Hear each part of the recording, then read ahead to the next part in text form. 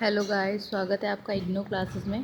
तो आज हम बात करने वाले हैं BPAS 184 पब्लिक एडमिनिस्ट्रेशन का ये सब्जेक्ट है, लॉजिस्टिक मैनेजमेंट। ठीक है, और हिंदी में संभारण प्रबंधन। तो इसका फर्स्ट पार्ट बन चुका है जिसमें हमने संभारण प्रबंधन क्या होता है उसकी बात की थी।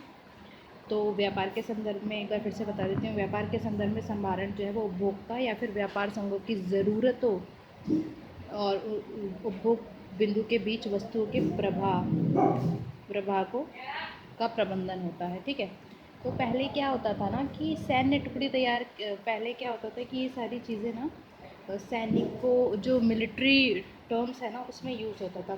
तो सबसे पहले ना बेबी लोनियो एक कुछ भी होगा, ब्रांड होगा या कंपनी होगी,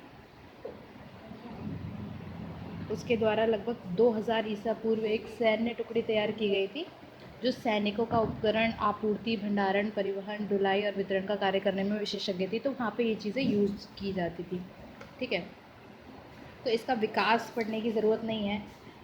अगर हम देखेंगे तो हमें सिर्फ इसकी डेफिनेशन देनी पड़ेगी और फिर उसको थोड़ा सा डिफ़ाइन करना पड़ेगा कि वो पहले कहाँ यूज़ होता था या फिर उसको किस तरीके से यूज़ किया जाता है, और फिर हम उसके प्रकार के बारे में लिख सकते हैं अगर ऐसा क्वेश्चन आता है तो। वैसे ये 50 मार्क्स का क्वेश्चन पेपर होता है। ठीक है, 2 घंटे का इसमें समय मिलता है आपको।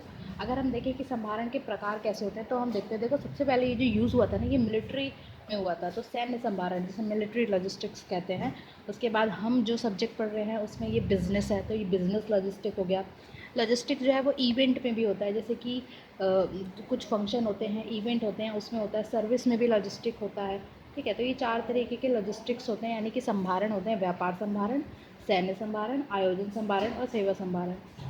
ठीक है, तो मिलिट्री संभारण सबसे पहले पढ़ते हैं क्योंकि यहीं से ये जो है हमारे को आइडिया मिलता है। तो सैन्य संभारण से तात्पर्य सैन्य बलों के उन संचालकों से है जो जिसमें तत्परता, विश्वसनीयता, दक्षता को सुनिश्चित करने के लिए सहायता के सभी पहलुओं को डिज़ाइन किया जाता है और उसका एकीकरण किया जाता है। ठीक है, तो इसमें एक स्थान से दूसरे स्थान पर चीज़ों को पहुंचाया जाता है। सामग्री हो गई, खाने पीने का सामान हो गया, ये सारी चीज़ें इसमें आती हैं। ठीक है,